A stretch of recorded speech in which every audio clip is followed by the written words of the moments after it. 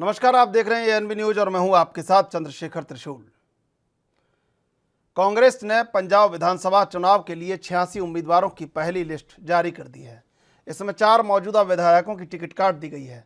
पहली लिस्ट में ही कांग्रेस प्रदेश अध्यक्ष नवजोत सिद्धू, सीएम चरणजीत सिंह चन्नी, सांसद प्रताप बाजवा, पूर्व सीएम राजेंद्र कौर भट्टल समेत सभी मंत्रियों और विधायकों की सीट पर कैंडिडेट घोषित कर दिए गए हैं। टिकट बंटवारे में जहां सिद्धू का दबदबा दिखा है, वहीं मुख्यमंत्री चरणजीत सिंह चन्नी कमजोर दिखाई दिए हैं। दूसरी तरफ बॉलीवुड स्टार सोनी सूद की बहन मालविका सूद को मोगा विधानसभा सीट से पार्टी टिकट दिए जाने से बेहद नाराज है। माना जा रहा है कि कांग्रेस के अंदर की यह नाराजगी कहीं भारी नहीं पड़ जाए।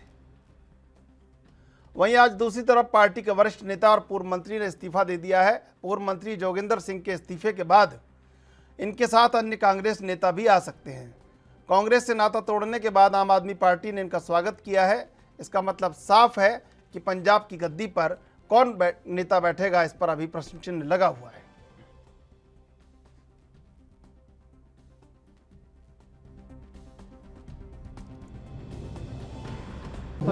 कांग्रेस की समुची लीडरशिप की रिकमेंडेशन रही है और पंजाब के लोगों को अज पिक्चर साफ हो गई है कि जिन्हों ने पिछले 5 साल जिन्हों ते हर तरीके का आरोप लग्या, एससी स्कॉलरशिप स्कैम दे नौजवान शेड्यूल कास्ट बच्चे बच्चियां दे स्कॉलरशिप खान वाले वजीर नूं नवाजिया गया, जिन्हां वजीरां ते माइनिंग दे आरोप सन, जिन्हां एमएलए ते घट्टों घट 120 मौतां तां तरन तारण होईयां ने और उस तो बाद कई केस पटियाले दे, घनौर दे, राजपुरे दे, खन्ने दे सामने आए, जिथे इलीगल शराब लॉकडाउन वेले धड़ाधड़ किवें बेची गई और उन्हां लोकां नूं भी नवाजिया गया। और इसे तरह जिन्हां ने माइनिंग माफिया, चाहे वो एमएलए साहिबान सी, चाहे वो वख-वख कांग्रेस दे कारकुन सी, जिन्हें जिड्डा वड्डा काम कीता, खजाने नूं सन लाई, अज उन्हां बेटा साडा हरजोत जाऊगा, असीं उत्थे जावांगे। मैं दिल की गहराई तो अपने वालों भी और अपने परिवार वालों भी उन्हां दे चरनां दे विच नतमस्तक हो के मैं ये गल कहना कि मैनू जिन्ना प्यार मिलिया और मैं पिछले 4-5 दिनों तो जिद्दन नूं मालविका सूद जी नूं ज्वाइन कराया, घट्टो घट्ट 5000-6000 मैनू फोन आया होना, जिहदे च मेरियां बीबियां, मेरियां मावां, मेरियां भैणां। महसूस करता हूं कि कांग्रेस पार्टी की जो 86 उम्मीदवारों की लिस्ट जारी हुई है, उसमें से सबके सब जीतने वाले उम्मीदवार हैं। और आज दूसरी पार्टियों में जिस तरह से बिखराव पैदा हुआ है, जिस तरीके से इधर के उधर, उधर के उधर लोग आते जाते रहते हैं, लेकिन मैं महसूस करता हूं एक तरफ 5, 6, 7 गुट्टों में सारा ओपोजिशन बंटा गया है और कांग्रेस पार्टी संगठित है। कांग्रेस पार्टी कंफर्ट मार्जिन से 2022 में दोबारा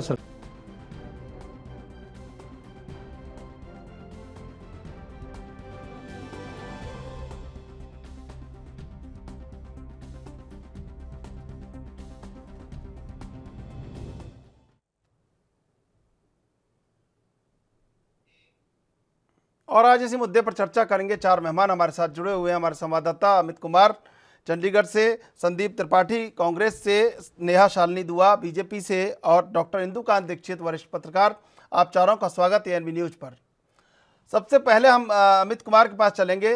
अमित, आज ये जो सूची आई है, कहीं ना कहीं जो कैप्टन के करीबी थे उन सबको टिकट दे दिया गया है। बदलाव कहीं कुछ दिख नहीं रहा है, फिर भी क्या मोटा मोटा बदलाव क्या हुआ है, आपसे जानना चाहेंगे। देखिए, अगर इसमें बात करें तो 2 मोटे बदलाव सीधे तौर पे अगर हम कहें कि जो मुझे नजर आ रहे हैं, अगर हम बोलें कि आम आदमी पार्टी से ही पहले एग्जांपल ले लेते हैं कि सुखपाल खैरा और रुविंदर रूबी जो आम आदमी पार्टी से सीधे तौर पे कहें कि कांग्रेस में शामिल हुए थे, और हम सीधे तौर पे कहें अगर सुखपाल खैरा खुद कैप्टन अमरिंदर सिंह शामिल करा के गए थे तो उनको सीट दौलत से दे दी गई है। वहीं रुविंदर रूबी की अगर हम बात करें तो उन्हें भी मलोट से सीट दी गई है। फेवर करते हुए नजर आते हैं। एक और बात चीज हम देखें कि जो सुखपाल खैरा के साथ जो आम आदमी पार्टी चाहते हैं उनको सीट नहीं दी गई है। तो एग्जाम्पल तो यही हो गया। तो ही दूसरी बात हम करते हैं कि ब्रह्म महिंद्रा जो पिछले लंबे समय से हम कहें कैप्टन में करीबी माने जाते हैं, उप मुख्यमंत्री भी रहे हैं उनके दौर में, इस बार उनके बेटे को उनकी सीट दी गई है। खैर इसे हम देखें कि वो ये डिमांड तो उनकी तरफ से काफी समय से की जा रही थी। कि कांग्रेस ने ये कोशिश की है कि कांग्रेस में कम से कम सीट नजर आए कि जो लोग बाहर से आए हैं, सीधे तौर पर अगर मैं कहें कि जो बाहर से आम आदमी पार्टी या दूसरी पार्टियों से जो कैंडिडेट लाए गए हैं उनको भी एडजस्ट करने की कोशिश की। जो बात करें कांग्रेस के खुद के कैंडिडेट से, उनको बैलेंस आउट करने की कोशिश की गई है कि कोई भी कुछ आता हो, पर उसका असर सीधे तौर पर कह सकते हैं कि पार्टी में सीधे तौर पर नजर आ रहा है। अगर उसका सबसे बड़ा एग्जाम्पल ले लें कि लिस्ट जारी होने के बाद ठीक बात ही हरजोत कमल जो अगर हम कहें कि एक विधायक अगर हमें आम आदमी पार्टी से मुगल से बकायदा विधायक थे तो उन्होंने इस्तीफा दे दिया और वो खुद जाके बीजेपी में शामिल हो गए। उनकी जगह पे जैसा सूद की बहन मालविका सूद को सीट दी गई है और वो पहले पे ही अपना स्टैंड क्लियर कर चुके हैं। तो आप देख सकते हैं कि एक तरफ से गुस्सा नजर आ रहा है, पर कांग्रेस ने बहुत ज्यादा कोशिश की है कि जितने भी पुराने विधायक हैं जो उनका फेवरेट स्टैंड है, जो पर्सनल लोकेशंस है, जैसे हम बात करें अमृतसर से जिनको जो अपने जगह सूट करते हैं उनको प्रायोरिटी दी गई है कि आप सब यहीं रखें। अगर हम बात करें कि एक जगह जहाँ पे एक बवाल होता हुआ नजर आ रहा था कि मानसा की हम बात कर लें, जहाँ पे आप देख सकते हैं कि यूथ कांग्रेस के चुष्पिंदर लगातार अपने लिए सीट के लिए लड़ रहे थे, तो वहीं पर अगर हम बात करें दूसरी तरफ सिद्धू मूसेवाले को सीट उसको वो अपने आप को रिप्रेजेंट करते हैं, तो फाइनली वहां पे भी डिसीजन ले लिया गया कि बाहर से आए सिद्धू मूसेवाले को प्रायोरिटी दी गई है। तो अब सवाल ये उठता है कि पहली सूची जारी हो चुकी है, लगभग 86 के करीब कैंडिडेट्स को प्रायोरिटाइज कर दिया गया, उनका नाम अनाउंस कर दिया गया, जिसमें मंत्री जो स्टैंडिंग मंत्री उन सबको प्रायोरिटी दे दी गई है। अब सवाल ये उठता है कि जो लोग बाहर से अब आएंगे, अब ज्वाइनिंग होंगे, अब क्योंकि असली गुस्सा देखने को मिलेगा तो पता चलेगा कि आज से अगर हम कहेंगे कल से बेसिकली आज तो पहला दिन है, लोग बात करने मनाने की कोशिश की जाएगी, पर अगर वो मानते नहीं है तो क्या कल से हमें कांग्रेस में फूट दोबारा से नजर आएगी? क्योंकि अभी तो एक बहुत पॉजिटिव फ्रंट दिखा, पर इस पॉजिटिव फ्रंट में भी 2 कांग्रेसी नेता छोड़ के जा चुके हैं। अगर हम बात कर लें कि सुबह ही अगर हम बात करें लेकिन जोगेंद्र छोड़ के जा चुके हैं, तो वही दूसरी तरफ हरजोत कमल अब छोड़ के चले गए। तो वही सीधी बात है कि 2 झटके तो आज लग गए। अमित, ये जगतार सिंह हिस्सोवाल शामिल हुए थे और जो भरोसा जताया था, लेकिन टिकट नहीं मिला उन्हें। यही सीधी बात है। आम आदमी अगर हम बात करें कि उन्होंने ज्वाइन की थी आम आदमी की तरफ से, पर उनको उनके एरिया से किसी और को सीट दे दी गई। सीधी तरह से अगर बात करें कि अगर जगदेव सिंह कमालू को भी मौर से टिकट नहीं दी गई है, उनकी जगह पे हम बात करें कि मनोज बाला बंसल उनको टिकट दी गई है। देखिए आम आदमी तो यहाँ पे पिक एंड चूज अभी भी किया जा रहा है, बाहर से जो आ रहे हैं जो स्ट्रॉन्ग कंटेंडर है उनको प्रायोरिटाइज करने की कोशिश की जा रही है, पर एक्चुअल में स्ट्रॉन्ग कंटेंडर कौन है, इस फैक्टर को कौन डिसाइड कर रहा है? देखिए अभी भी टिकट को लेके कल भी हम जी मैं आऊंगा आपके पास। संदीप त्रिपाठी, कोई बदलाव नहीं पंजाब में और उसी ढर्रे पर आप लगातार चल रहे हैं। मात्र 10 टिकट बदले हैं, 10 नए विधायक, बाकी सब पुराने टिकट हैं और कैप्टन के करीबियों को भी टिकट दिया है। बड़ा मन किया है या सियासी चाल है? शेखर जी, कैप्टन जी छोड़कर गए थे और अन्य नेता नहीं गए थे। पहली बात तो यही पे बात हो जाती है कि वो लोग उनके साथ कैप्टन जी के साथ नहीं थे, जिनकी वो बात करते थे, वो अगर उनके साथ उस समय जाते तब ये समझ में आता कि जो है पार्टी ने हाईकमान ने गलत डिसीजन लिया। सही चीज थी कि अमरिंदर सिंह जी ने स्वयं ये कहा था कि उनका लास्ट चुनाव है, लेकिन वो अब भी इतनी उम्र में छक्का मारने की कोशिश कर रहे हैं, लेकिन उनको खुद समझना चाहिए। और भाजपा जो उनकी मदद कर रही है वो मार्गदर्शक मंडल वाली पार्टी और इतनी उम्र के नेता को कैसे ढो रही है, या जो है उनके ऊपर अपने आप को लाद के सवारी करना चाहती है भाजपा, ये समझ में नहीं आता। आज और जिस तरीके से केजरीवाल जी जाकर पंजाब में बड़ी बड़ी बातें कर रहे हैं, उनको ये अपना प्रदेश जहाँ पर उनको इतना प्यार मिला, इतनी सीटें मिली, इतने ज्यादा वो परसेंटेज मिले और इतनी बड़ी विक्ट्री मिली, ऐसे प्रदेश को छोड़कर आज जब जो है कोरोना से स्थिति विध्वस्त है, कोरोना से जूझ रहा है दिल्ली और पोल्यूशन से जूझ रहा है, ऐसी स्थिति में दिल्ली को छोड़कर वो प्रचार के लिए पंजाब में गलियों में घूम रहे हैं। तो पंजाब की जनता को भी समझ में आ रहा है कि अगर व्यक्ति ये दिल्ली का नहीं हो सकता है तो कल को ये पंजाब से बड़ा स्टेट उत्तर प्रदेश है, ये उत्तर प्रदेश भागेगा सीएम बनने के लिए। और जिस प्रकार से सीएम कैंडिडेट की अभी तक बात हो रही थी कि घोषित किया जाए, तो उसको भी ना करके अब कहते हैं कि जनता करेगी। अरे महाराज, जनता करेगी तो आप बात ही ना करते, जनता पर छोड़ देते। और आप तो वो कराते थे, वो सर्वे वगैरह कराते थे, क्या हो गया आपका सर्वे? और वो लेते थे, लोगों की राय ले लेते थे। तो भगवंत मान पर अब तक लोगों की राय ले लेनी चाहिए। और रही बात अभी जो कंटिन्यू रखने की, तो जाहिर सी बात है कांग्रेस ने काम किया है। और जिस प्रकार चन्नी जी ने लोगों को 11 लाख भर दिया, बिजली बिल माफ किया, और जो है वहाँ पर बहुत सारी स्कीम, नई स्कीम जो मैं आऊंगा आपके पास, बिल्कुल पेट्रोल के रेट घटाए, तो इन सब आधार पर हमको पूर्ण विश्वास है कि पंजाब की जनता का प्रेम फिर से मिलेगा। ठीक है नेहा जी, पंजाब में आपके पास अपना कंधा उतना मजबूत नहीं है कि आप बंदूक दाग लें। कंधा दूसरे का इस्तेमाल करना पड़ता है, और मजबूत कंधा था आपने छोड़ दिया, अब नया कंधा जोड़ा है आपने। तो आपको लगता है कि बंदूक दाग पाएंगे आप सत्ता की पंजाब में?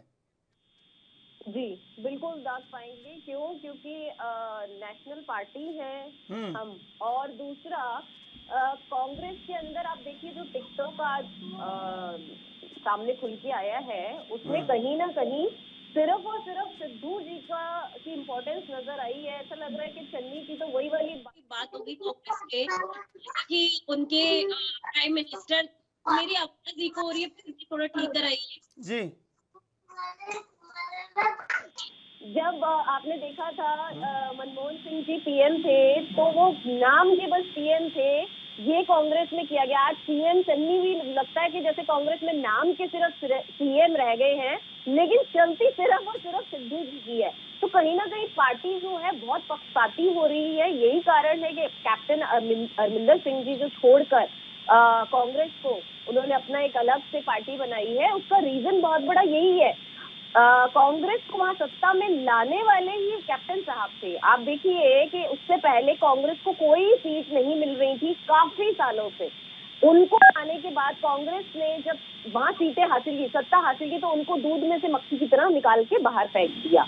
आज सिद्धू जी का बोलबाला है, लेकिन सिद्धू जी, सब ध्यान रखिए, ये वही सिद्धू जी हैं जो जा के पाकिस्तान लोगों के गले लगते हैं, बड़े भाई उनको कहते हैं, और बहुत सारी रीजंस हैं जिसके लिए मैं सिद्धू जी को गलत ही ठहराऊंगी। क्योंकि जब यहाँ पर आए दिन पंजाब में जो अटैक्स होते हैं, आपने देखा होगा बॉम्ब ब्लास्ट पिछले बहुत दिनों से हो रहे हैं, पिछले बहुत समय से, नॉट दिनों से, बहुत समय से। और अभी पीएम की सुरक्षा को लेकर भी जहाँ चन्नी जी, जहाँ कांग्रेस सरकार जो है नाकामयाब रही, उस पे भी मैं ये कहूंगी कि किसकी शय पर ये सब हुआ है। तो कहीं ना कहीं सस्पिशियस है कि जो खालिस्तानी संगठन है, क्योंकि कैप्टन साहब जो थे वो बहुत ही ईमानदार और उस टाइप के नेता थे। देखिए, चाहे वो विपक्ष में थे, आज भी वो दूसरी पार्टी है, हमारी पार्टी नहीं है, लेकिन मैं ये कहूंगी कि कम से कम उन्होंने पंजाब में अपने टाइम तक, उनके कार्यकाल तक, वहां पर ये जो बॉम्ब ब्लास्ट और ऐसी घटनाएं थी नहीं हुई। लेकिन 2-3 महीने में आप देखिए लगातार कोर्ट के अंदर बॉम्ब ब्लास्ट होता है।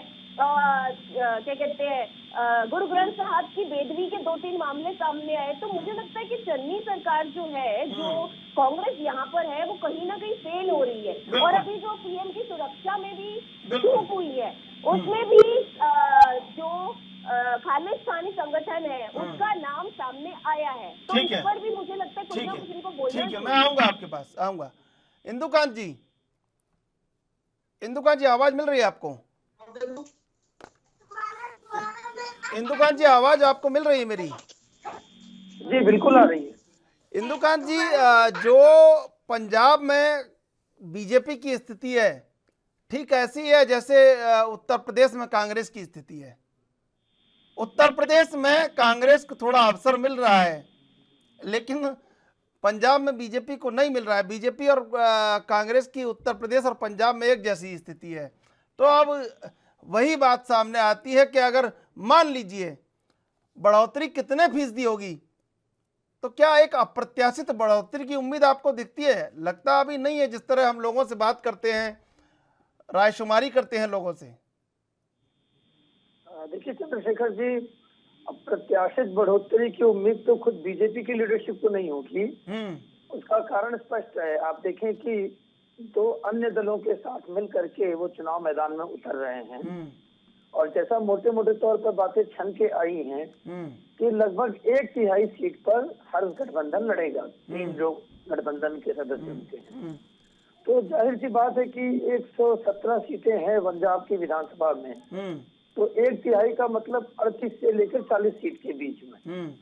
तो अगर सत्ता में अपने बल पे आने की बात होती तो इस ढंग का कोई आपस में समझौता या गठबंधन करने की बात भाजपा नहीं करती। मेरा ये मानना है कि जिस तरह से हरियाणा में भाजपा ने अपने बल पर अपनी ताकत पर चुनाव लड़ने का साहस किया, जिस प्रकार भाजपा ने महाराष्ट्र में बहुत दिनों तक अलायंस में रहने के बाद जब मोदी के नेतृत्व में केंद्र में उनकी सरकार बनी, तो महाराष्ट्र में उन्होंने अमित शाह के नेतृत्व में ये फैसला किया कि हम अपनी सरकार बनाएंगे, अब पिछलग्गू नहीं रहेंगे। ऐसा फैसला शायद हमें ऐसा लगता है कि गठबंधन धर्म के निर्वाह के कारण उन्होंने 2017 में नहीं लिया, जहां पे उनके पास एक बड़ा अवसर था।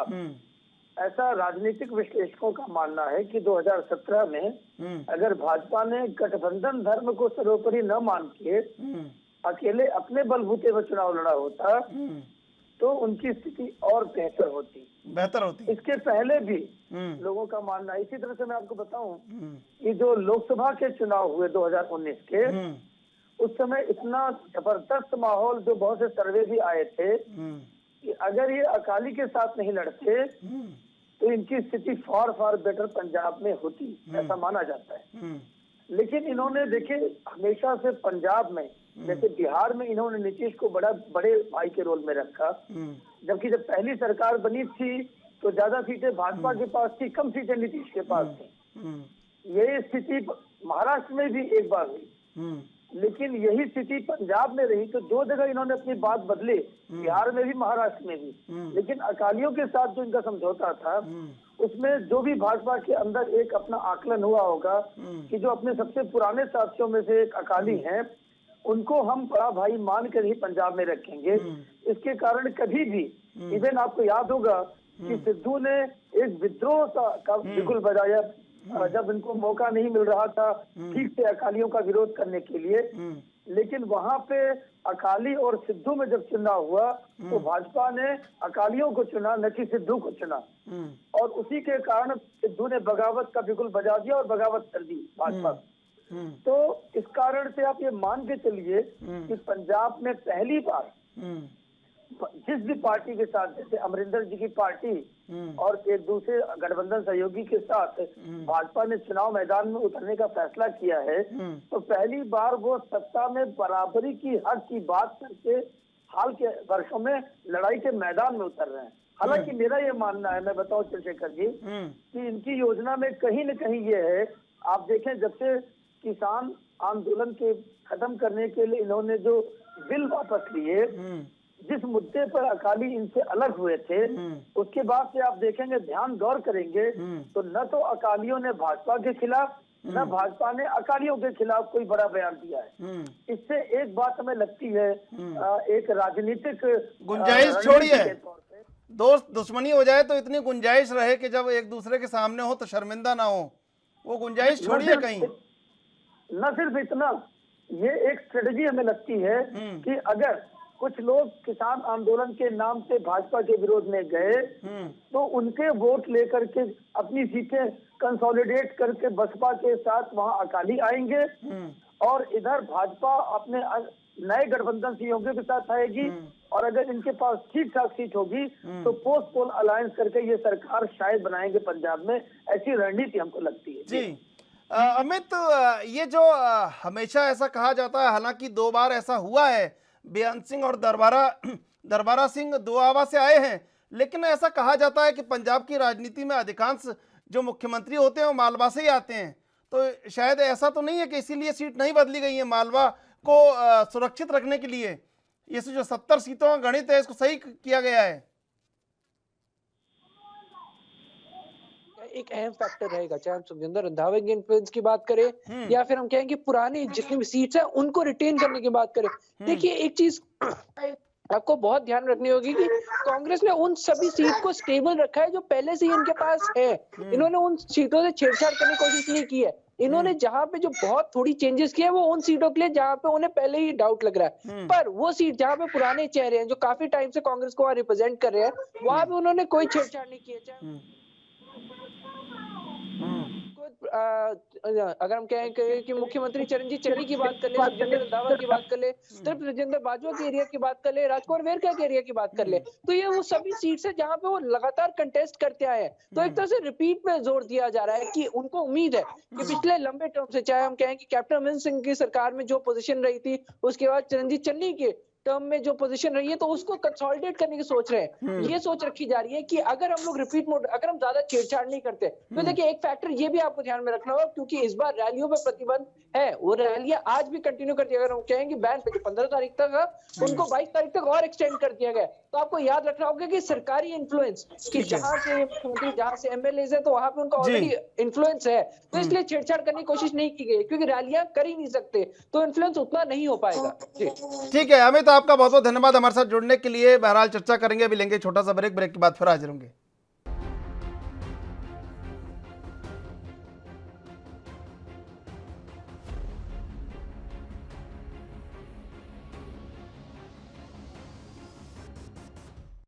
ब्रेक के बाद एक बार फिर हाजिर है। तीनों मेहमान हमारे साथ बने हुए, हम चलेंगे नेहा शालिनी दुआ के पास। नेहा जी, देखिए इंदुकांत दीक्षित जी कह रहे थे जब राज धर्म निभाना था आपने राज धर्म निभाया, लेकिन राजनीति में मौका छोड़ा नहीं जाता, और वो मौका आपने छोड़ दिया, और अब मौका आ नहीं रहा है राजनीति में। पंजाब में जिस तरह के हालात बने हुए हैं आपके लिए। चंद्रशेखर जी, पहले तो आपने जो कहा कि हम लोग वहाँ उतने मजबूत नहीं है, उतने क्या मतलब कि जो हालात कांग्रेस है वो पंजाब में ऐसा नहीं है। आप देखेंगे रणनीति के तहत पहले भी यूपी में हमारे हालात कुछ भी नहीं थे, हमारे पास क्या सीटें थी, 18 सीटें थी, लेकिन जब हमने छोटे दलों के साथ 2017 में जब हम जीते, तो हमने छोटे छोटे दलों को अपने साथ जोड़ा, और आप देखिए बम्पर जीत हमें हासिल हुई थी। तो ये हमारी स्ट्रैटेजी है, ये माननीय अमित शाह जी की स्ट्रैटेजी है, जिस हिसाब से, क्योंकि हर स्ट्रैटेजी हर जगह काम है ऐसा मुमकिन नहीं है, इसलिए हर बार थोड़ी बदल कर स्ट्रैटेजी कहीं ना कहीं फिट की जाती है। तो यहाँ भी जो है इस स्ट्रैटेजी के तहत हम चल रहे हैं कि हम छोटे दलों को अपने साथ लेकर चल रहे हैं, और पूरा यकीन है कि भाजपा, क्योंकि उन्होंने चन्नी जी का टाइम भी देख लिया, 3-4 महीने में उन्होंने क्या किया है, कितने वहाँ बॉम्ब ब्लास्ट हुए हैं, कितना वहाँ गुरु ग्रंथ साहब का उसकी बेदरी हुई है, और उन्होंने हमारा टाइम भी देखा हुआ है। और मैं एक बात ये कहना चाहूंगी कि अगर लोग इसे ये जोड़ते हैं कि किसान आंदोलन से, तो चंद किसानों को किसान नहीं, किसान आज भी हमारे साथ है। जो लोग राजनीति से प्रेरित थे और कांग्रेस के विचारों पर चल रहे थे, उन्हें मैं कहूंगी वो हमारे साथ नहीं है। नेहा जी, ये चंद किसान, कुछ किसान और बाकी किसान, इनमें जरा फर्क बता दीजिए मुझे एक बार। तो फर्क ये है ना कि जो वाकई में किसान है और वो हमारे साथ ही है, किसान है, चंद किसान किसान है, वो इनके साथ है। ये तो पंजाब की जनता भी जानती है कि उनको गुमराह किया गया। लेकिन आप लड़ कहाँ रहे हैं पंजाब में? पंजाब में उस तरह कहाँ लड़ रहे हैं जिस तरह उत्तर प्रदेश में लड़ रहे हैं, जिस तरह उत्तर प्रदेश में तो आप है ही हैं, जिस तरह पश्चिम बंगाल में लड़े, कहाँ लड़ रहे हैं उस तरह? श्रीमती इंदिरा गांधी जी एमरजेंसी के उनके खिलाफ कोई कुछ ना बोल पाए, जेलें भरी। एक ये प्राइम मिनिस्टर है नरेंद्र मोदी जी, जिन्होंने हाथ जोड़ के कहा कि शायद हम समझाने में नाकामयाब रहे, इसलिए मैं ये कानून वापस लेता हूँ। तो एक ये प्रधानमंत्री है और एक जेल भेजने वाले कांग्रेस के प्रधानमंत्री थे। तो फर्क साफ है, अब जनता को तय करना है। और यहाँ पर जितनी सौगातें प्रधानमंत्री नरेंद्र मोदी ने केंद्र की तरफ से पंजाब में आ रही है, आज से पहले क्यों नहीं आई थी? उससे पहले कांग्रेस नहीं, आप जिस दिन प्रधानमंत्री को लौटना पड़ा फिरोजपुर से, उस दिन 42,750 करोड़ की योजनाएं थी, वो दे देना चाहिए था बड़ा मन करके वर्चुअल रैली में, तो कुछ फायदा होता कुछ किसानों को, या बाकी किसानों को, या चंद किसानों को। और वो प्रधानमंत्री जी जरूर देंगे चंद्रशेखर जी, वो ठीक है, जनता को ठीक है, चाहते हैं, चलिए, पार्टी को नहीं देना चाहते। ठीक है। संदीप त्रिपाठी जी, ये जो कुछ किसान समझने में नाकामयाब रहे और इसके कारण बाकी किसान लाभान्वित होने से चूक गए, नेहा साली जी वही है, शायद आपके ही चैनल पे थी या किसी और चैनल पे थी, टीवी 100 या किसी चैनल पे थी। उनको तीनों विधेयक के नाम नहीं पता थे उस समय, और शायद आज भी नहीं पता होंगे। तो ये ऐसे ही लोग हैं, ये सब 5 स्टार लोग हैं, ये सब बड़े। अरे सर ये देखिए सर, ये जनरल नॉलेज की बात तो नहीं ये सब होती है, सब कुछ पता होगा कुछ नहीं पता होगा। WHO के जो हेड है टेड्रोस एडहेनम घेब्रेयेसस, उसका नाम नहीं पता है किसी को, अब किस किस से पूछते फिरेंगे। ये बताइए, कुछ किसान और बाकी किसान में क्या फर्क है? मैं उसी पे आ रहा हूँ। मैं ये बात क्यों कह रहा हूँ, इसलिए कह रहा हूँ आप बात समझिए। मैं उनके जनरल नॉलेज पे नहीं जा रहा हूँ। इन लोगों की सोच और इन लोगों की जो जीवन शैली है वो किसानों से बहुत दूर है। ये कारपोरेट घरानों के पॉलिटिक्स करने वाले लोग हैं, कारपोरेट घरानों की पार्टी है, उनके जो है शैडो हैं ये लोग। आप समझिए कि अगर आप कुछ किसानों की बात करते हैं तो कुछ किसानों के लिए आपने इतने ज्यादा किसानों को नुकसान कर दिया, बड़ी भाई गलत काम किया। और अगर बड़े किसानों की बात नहीं थी, नेहा जी देखिए बहुत, मैं आपका नेहा जी जवाब ले लीजिए, नेहा जी जवाब ले लीजिए। ये एनवी है भाई, ये रिपब्लिक भारत नहीं है। आराम से सुनिए और समझिए और बोलिए। तो जो भी चैनल है आप झूठ बोलते रहेंगे तो ये आपके हाथों बिका हुआ चैनल है जो हम सुनते रहे आपकी झूठ बातें। नहीं, ये किसी के हाथों में बिका हुआ चैनल नहीं है, ये एनबी है, सच के साथ है। नेहा जी और संदीप जी, ये इन्होंने कहा है, मैंने नहीं कहा है आपसे। और कुछ आगे से बोले ठीक है, और मैंने आपके बारे में बता दिया कि जनरल नॉलेज नहीं बात चल रही है यहाँ पे। आपका पता है मुझे, व्हाट्सएप यूनिवर्सिटी से आप पढ़े हुए हैं, पता है बहुत अच्छी तरह, जनता को भी पता है, इसलिए गुमराह करने की जरूरत नहीं है।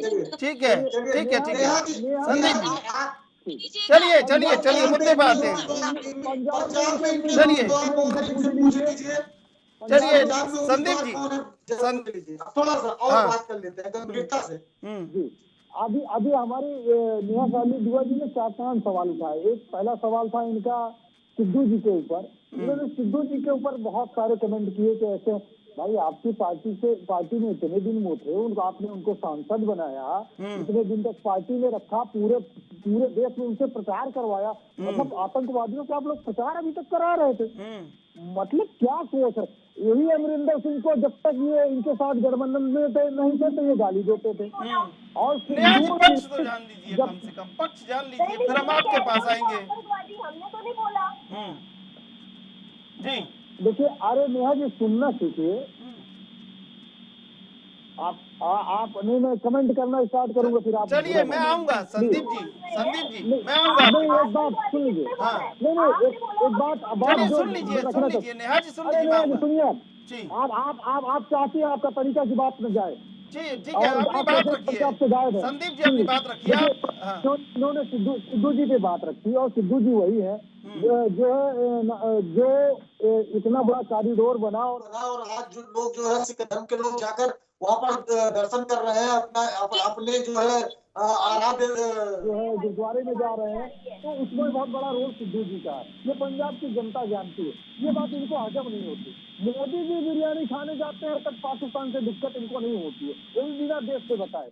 और एक बात कही कि सिद्धू जी ने टिकट बांट दिया, चन्नी जी को पता नहीं चला। अरे भाई, वो सिद्धू जी हमारे पार्टी के अध्यक्ष हैं, और पार्टी चुनाव लड़ती है, सरकार आपकी पार्टी आपके तरह हम नहीं काम करते हैं। पार्टी चुनाव लड़ेगी तो जाहिर सी बात है पार्टी का अध्यक्ष डिसाइड। ठीक है, अब आऊंगा मैं संदीप जी, आऊंगा आपके पास। लास्ट पॉइंट जी, आपने साबित कर दिया कि आप पंजाब को नहीं संभाल सकते। जो 4 घंटे चलिए अपनी बात रख लीजिए, क्या सुन लीजिए नेहा जी, आगे बढ़ने दीजिए। गोरखपुर के सेब बोने बैठे हैं आपने। ठीक है, मैं संदीप जी आ रहा हूँ आपके पास। संदीप जी मैं आऊंगा आपके पास। डिसाइड कर दिया, स्वतंत्र देव सिंह से भी नहीं पूछा, उत्तर प्रदेश की बात कर लीजिए। नेहा जी संदीप जी, आप फेल है, उत्तर प्रदेश से भी जाने वाले हैं। नेहा जी संदीप जी सुन लीजिए। ये देखिए नेहा जी इतने सुरक्षित नहीं है, उनको एसपीजी प्रोटेक्शन दिया है, कांग्रेस की बनाई हुई एसपीजी है। इतना डर लगे तो पाकिस्तान चले जाए। अगर भारत में डर लगता है, पंजाब में डर लगता है, संदीप जी नेहा जी, अब आप कह रहे थे चैनल को एएनबी ही बना रहने दीजिए, मेरी भी विनम्र अपील है आपसे। इंदुकांत जी, मैं आपसे ये पूछ रहा हूँ कि दरअसल ये जो लड़ाई जैसे पश्चिम बंगाल में लड़ी गई बीजेपी द्वारा और भी जगह लड़ी गई, ऐसी पंजाब में नहीं लड़ी जा रही है और लड़ी नहीं जा रही है, तो परिणाम कैसे आएंगे? परिणाम के लिए फिर चिंता भी करनी चाहिए।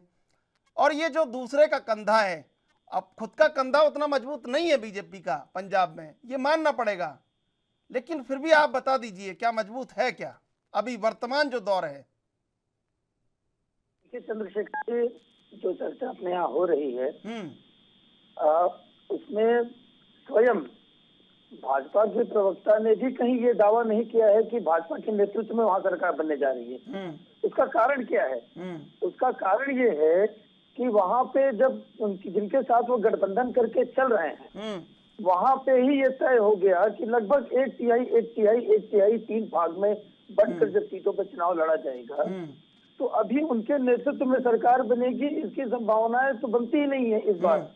जब संभावना थी तो आप ये देखिए कि 1970 में पहली बार मुख्यमंत्री बने थे शिरोमणि अकाली दल से, पहली बार विपक्ष का कोई वहाँ पे, दूसरी या तीसरी बार, और ये आपके 67 में पहली बार वहाँ बने थे शिरोमणि अकाली दल के। लगातार आजादी के बाद से कांग्रेस के मुख्यमंत्री थे। और आप ये देखें कि प्रकाश सिंह बादल के प्रति इतनी श्रद्धा और विनम्रता रही प्रधानमंत्री नरेंद्र मोदी ने कि कई बार आपने देखा होगा पब्लिक में, आम लोगों के बीच में उन्होंने चरण स्पर्श किया है उनका, प्रकाश सिंह बादल जी का।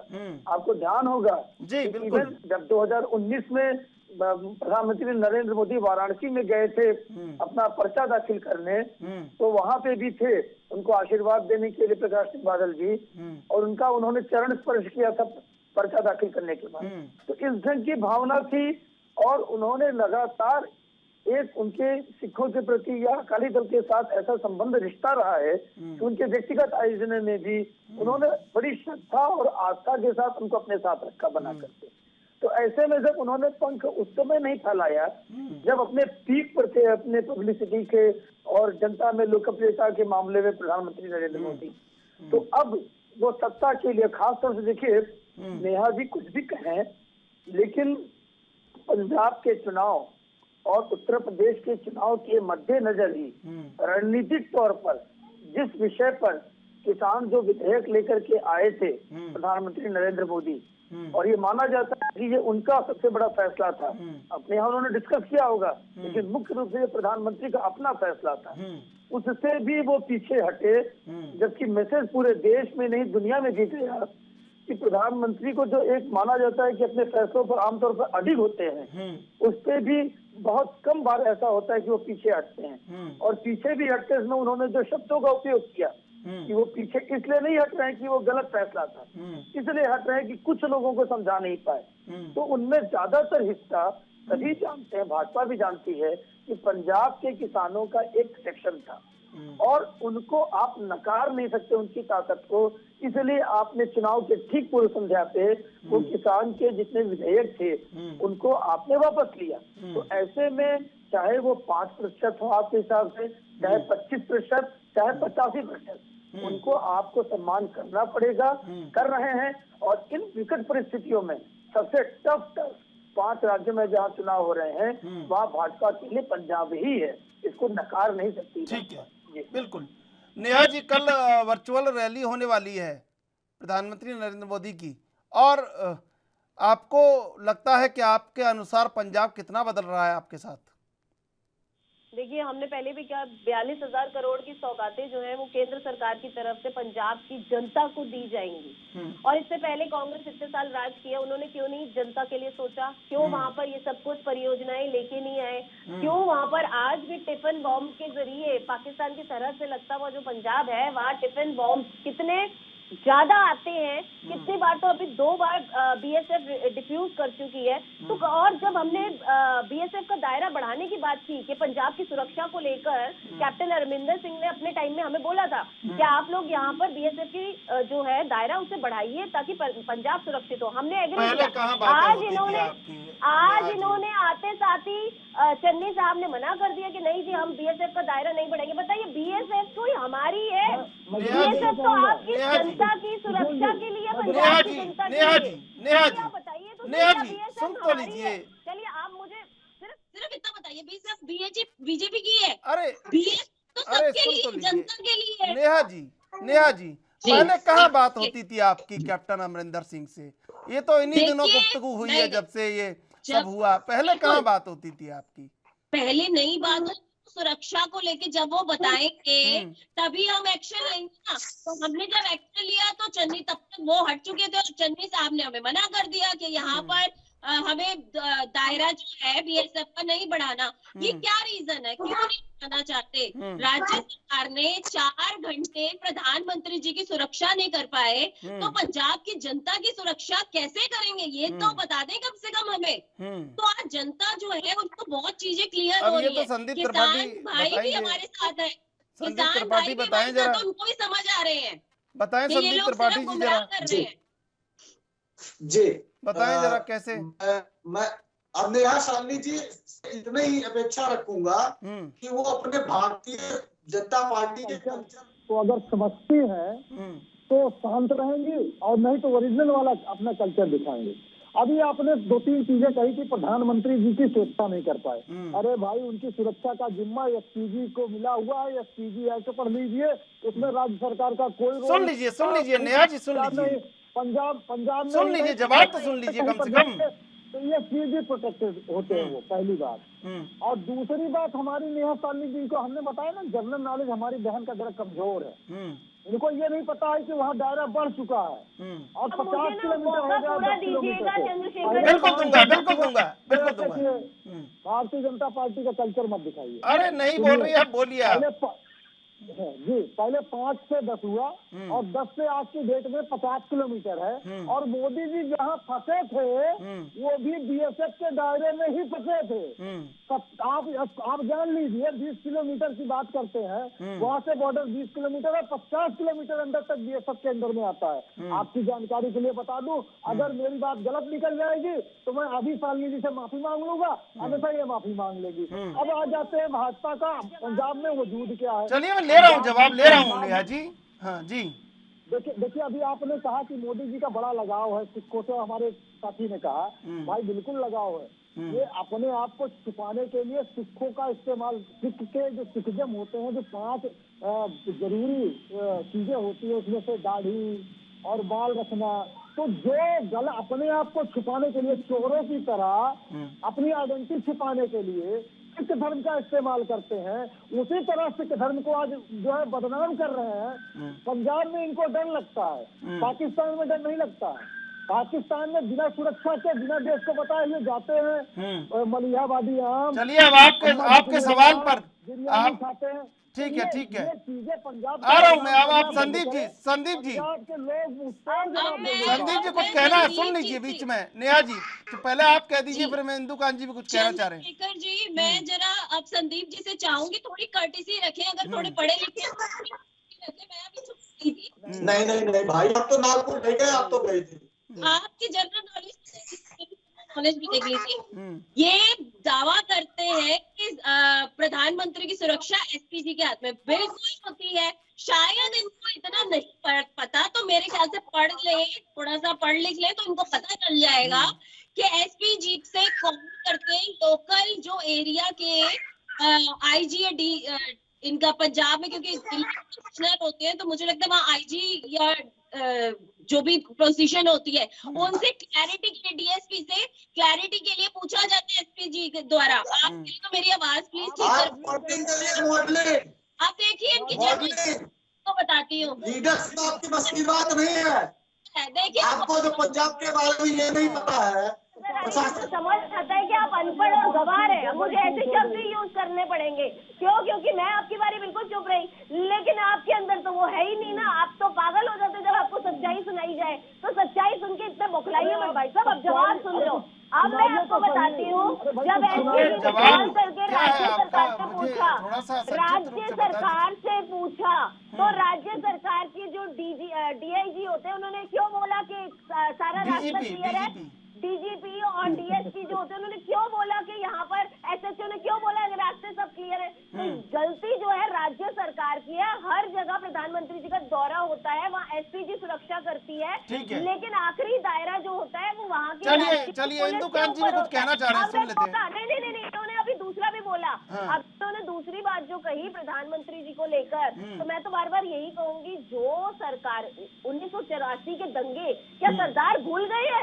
हम सिखों के साथ क्या थे और आप सिखों के साथ क्या थे, दुनिया जानती है और सिख जानते हैं कि 1984 के दंगों में गले के अंदर आप लोगों ने टायर डाल डाल के सिखों को मारा था। हमारे चलिए ठीक है नेहा जी संदीप जी इंदुकांत जी कुछ पूछना चाह रहे हैं आपसे। खड़ी थी 1984 ठीक है नेहा जी ठीक है इंदुकांत जी ये कुछ कहना बात चाह करते रहे हैं हैं। सिखों की, तो बताएं ना सिखों को मारा किसने था? सुन कांग्रेस ने लीजिए मारा था। नेहा जी इंदुकांत जी कुछ कहना चाह रहे हैं। संदीप जी इंदुकांत जी कुछ पूछना चाह रहे हैं। ठीक है जी मैं सिर्फ एक छोटी सी बात कहना चाहता हूँ।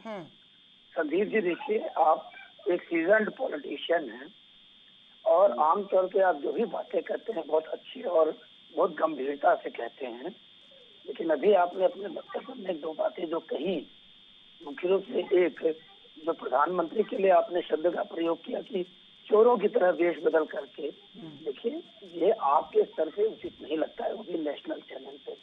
इस पे हमें घोर आपत्ति है, आपको ऐसे शब्दों का प्रयोग नहीं करना चाहिए। संदीप जी आप प्रबुद्ध वक्ता है, तो मेरी भी आपसे ये बड़ा एक गुजारिश रहेगी कि आप कम से कम आपके स्तर को तो हम नहीं देख सकते इस तरह से। नहीं बिल्कुल मैं सफाई दे सकता हूँ। हाँ बिल्कुल जी देखिए, मैंने प्रधानमंत्री को नहीं कहा ना, वो तब जबकि ये घटना है तब वो प्रधानमंत्री थे। ये घटना आपातकाल के समय की बात है, मैं अभी की बात नहीं कर रहा हूँ। और उन्होंने एक इंटरव्यू में ये बात बोली है कि आपातकाल के समय में जब उनको ढूंढा जा रहा था, देखिए आप भी जानते हैं कि मैं बेमतलब की बात नहीं करता हूँ। मैं जानता हूँ कि वो मेरे भी प्रधानमंत्री हैं। उन्होंने स्वयं इस बात को बोला है, मैंने उनकी बात को सिर्फ रिपीट किया है। और अरे सुन लीजिए नेहा जी, सुन लीजिए, कोई स्पष्टीकरण देने तो स्पष्टीकरण सुन लीजिए। अगर मेरी बात गलत निकल जाए तो आपकी तरह नहीं बताता हूँ कि बीएसएफ का दायरा बढ़ा नेहा जी सुन लीजिए, सुनने में क्या आपत्ति है? इंदुकांत जी से भी मैं पूछ लूंगा सच बोल रहे हैं झूठ बोल रहे हैं, आपसे भी पूछ लूंगा सच बोल रहे हैं झूठ बोल रहे हैं। जी संदीप जी। अच्छा मेरा सवाल नहीं दुआ जी, एक बात मैं आपसे पूछ रहा हूँ, 1 to 1 ईमानदारी से जवाब दे दीजिएगा। ईमानदारी से आप मुझे बताओ, कांग्रेस ने सिखों को क्यों मारा? अरे सर ये ईमानदारी की बात मत कीजिए सर, आप ये सर ईमानदारी की बात मत कीजिए, आप तो साधारण तरीके से पूछ लीजिए। नहीं आप बताइए ना, 1984 में सिखों को क्यों मारा आप लोगों ने? टायर डाल डाल के गले में क्यों जलाया उन लोगों को?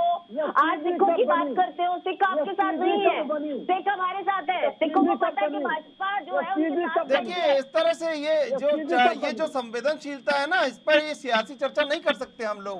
जी इंदुकांत जी सिखों की बात मैं सिर्फ पूछ रहा हूँ कि एसपीजी कब बनी? आप बता दीजिए अगर आप ये कहती हैं कि एसपीजी। अरे सर आप जनरल नॉलेज का टेस्ट ले रहे हैं उनका या? नहीं मैं इनकी जनरल नॉलेज में कह रही हूँ, कह रहा हूँ जब ये बात कही जाती है कि पीएम की सुरक्षा में राज्य सरकार का इन्वॉल्वमेंट होता है। ठीक है इंदुकांत जी कुछ कहना चाह रहे हैं, आप बताइए। सीधी एक्ट बना हुआ है, उसको पढ़िए, समझ में आएगा। मेरी भी राज्य सरकार से प्रावधान करती है, डिमांड करती है। लेकिन मैं इंदुकांत जी ये पूछना चाह रहा हूँ आपसे, नेहा जी सुन लीजिए, मैं इंदुकांत जी ये पूछना चाह रहा हूँ कि जो धारा 14 है उसमें सेना तक एसपीजी एक्ट के जो भी एसपीजी का जो निर्देश होगा उसका उल्लंघन नहीं कर सकती, तो फिर जी दो बातें कहना चाहता हूँ। जो त्रिपाठी जी भी बात कह रहे थे, जो मैंने प्रधानमंत्री को लेकर कहा, त्रिपाठी जी ये लिंक भेज देंगे आपको भी त्रिशूल जी, आप इसको अवश्य रिवाइज करके देखिएगा। आपने कहीं आपातकाल की चर्चा नहीं की। अच्छा है आपने स्पष्ट कर दिया कि आपका रेफरेंस वो था। फिर भी जो व्यक्ति अभी प्रधानमंत्री के पद पर है, आपने उस रेफरेंस में भी अगर इन शब्दों का उपयोग किया तो ये उचित नहीं हमें लगता है। एनीवे दूसरा मैं आपसे एक और आग्रह करना आपकी भावनाओं का सम्मान है जी।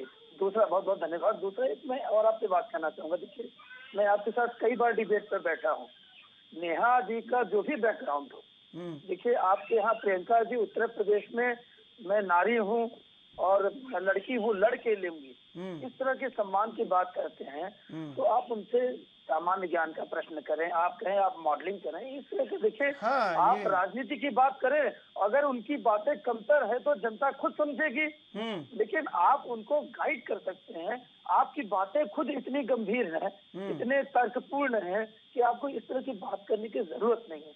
ये कहने के बाद मेरा ये आग्रह आपसे, ये कहने के बाद देखिए उनको अपनी बात रखने दीजिए। अगर उनकी बातें गंभीर नहीं होगी तो देखिए जनता, पब्लिक सब जानती है। दूसरा जो उन्होंने कहा कि एसपीजी एक्ट के तहत आर्मी और सारी चीजें कवर्ड होती है, देखिए त्रिपाठी जी आप भी जानते हैं कि ये सारी बातें एक तरफ है, एसपीजी कोऑर्डिनेट करती है, एसपीजी आपका थाना नहीं संभाल सकती है, ये आप जानते हैं। एसपीजी थानेदार ने या डीजीपी ने कह दिया कि रास्ता क्लियर है, तो जो पीएमओ से कोऑर्डिनेशन होता है उस पर डिपेंड करती है। हमने भी प्राइम मिनिस्टर के साथ कई विजिट्स की हैं, और अभी नहीं, राजीव गांधी जी से लेकर नरसिंह राव जी से लेकर देवगौड़ा जी तक की रैली में गया हूँ, और वाजपेयी जी सभी को देखा है। और एसपीजी को अगर आपने पीछे से जो बैकग्राउंडर दिया, उसके बाद अगर उसको पालन नहीं किया, उस फैक्ट को और जो चीजें आपने किया कि हमने ये इंतजाम किया है, उसके बाद अगर 200 मीटर की दूरी पर जो सुरक्षा कर्मी हैं जो प्रधानमंत्री के लगाए गए हैं, वो प्रदर्शनकारियों के साथ चाय पीते रहेंगे, एसपीजी क्या करेगी? खुदा है। तो ऐसा नहीं है, देखिए इतनी नासमझी किसी में नहीं है। और मैं एक बात और कह दूं, स्वयं मुख्यमंत्री चन्नी जी के बयान आप देख लीजिए उस दिन के बाद से आज तक के। अभी प्रधानमंत्री जी के साथ जब कोविड से राज्यों की मीटिंग हुई तो उन्होंने माफी मांगी कि एक बड़प्पन का काम है, उसमें उन्होंने उनके बड़े उम्र की बात कही। उसके पहले उन्होंने नौटंकी का इशारा किया, उसके पहले उन्होंने कहा कोई सुरक्षा में ढील नहीं हुई। उसके अलावा कुछ चैनल्स ने ऑपरेशंस किए तो उसमें आपके पुलिस अधिकारियों की बातें कुछ और आई। आप देखें स्वयं कांग्रेस पार्टी की ओर से जो देश के प्रधानमंत्री रहे हैं, 2 लोगों को आतंकवादी घटनाओं में खोया, और आपने बिल्कुल ठीक कहा कि एसपीजी एक्ट लेकर के आपकी सरकार आई, तो उसका भी सम्मान होना चाहिए। देखिए अगर चूक हुई तो उसके लिए माफी मांग कर उसको सुधारने में कोई बुराई नहीं है, लेकिन उसमें आप ये कहें कि बीएसएफ एक्ट के तहत था, बीएसएफ थाने संभाल लेगी, बीएसएफ डे टू डे का जो लॉ एंड ऑर्डर वो देखेगी, तो इतना नासमझी की बात जनता नहीं समझती है कि बीएसएफ की क्या भूमिका है, पुलिस की क्या भूमिका है, एसपीजी की क्या भूमिका है। बीएसएफ सीमा पार से जो जी संदीप जी मैं जवाब दे देता हूँ। जी इंदुकांत जी, एक बात हमें समझना होगा। पहली बात तो 200 मीटर की बात नहीं है, और 1 किलोमीटर से जो है रोका गया था पीएम मोदी जी को, जहाँ पर प्रदर्शनकारी थे।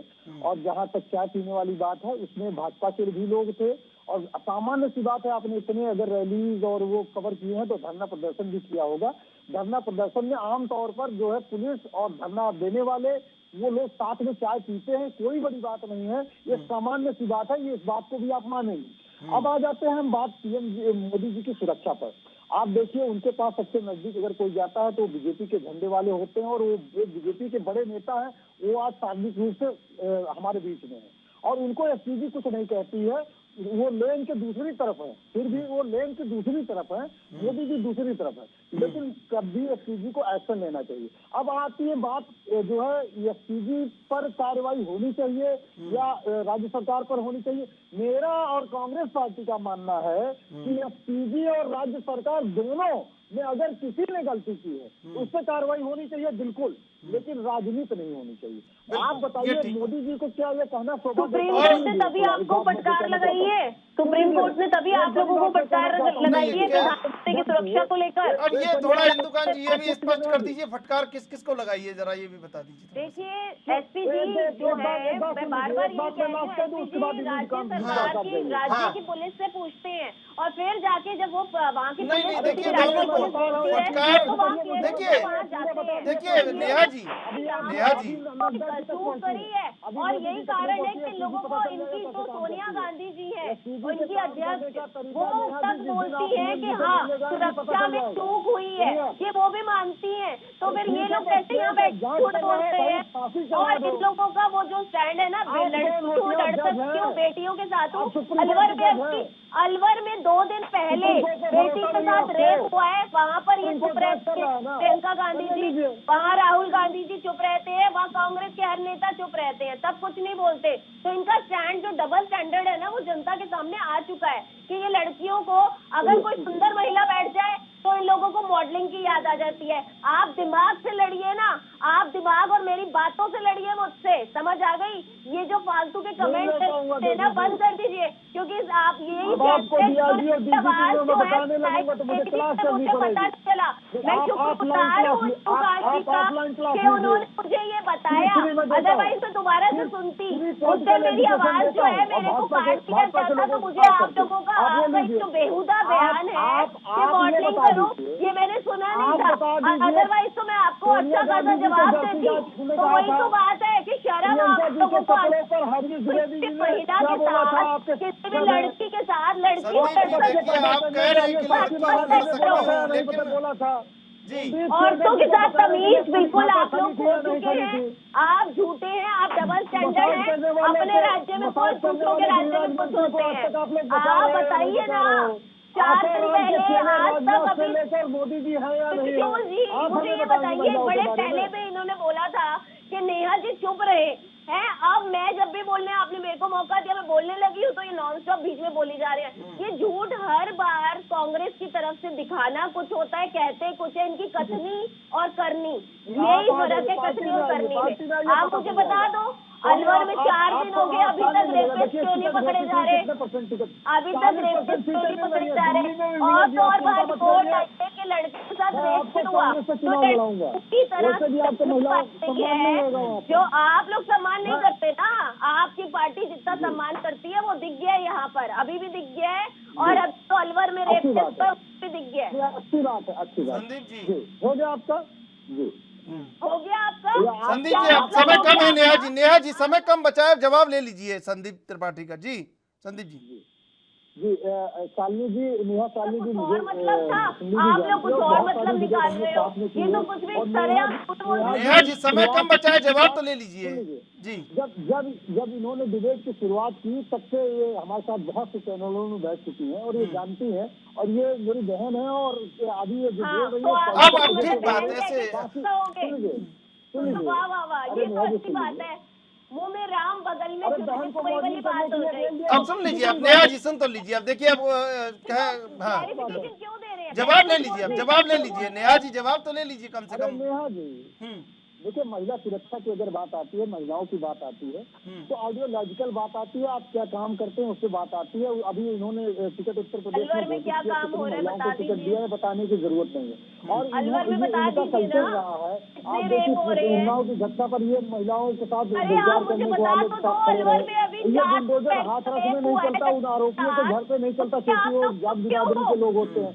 जिस प्रकार से ये जातिवादी और सांप्रदायिकवादी पार्टी है, उत्तर प्रदेश ही नहीं, ये 5 राज्य की जनता जवाब देने वाली है। चलिए समय समाप्त हो रहा है। नेहा जी, संदीप त्रिपाठी जी, इंदुकान जी, आप तीनों का बहुत बहुत धन्यवाद डिबेट में जुड़ने के लिए।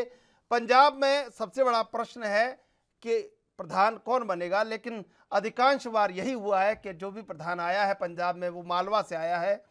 बहुत कम 2 बार दोआबा से मुख्यमंत्री बने हैं। अब देखना होगा कि इस बार भी प्रधान मालवा से ही आएगा। बहरहाल देश विदेश की ताज़ा तरीन खबरों के लिए आप देखते रहिए ANB न्यूज।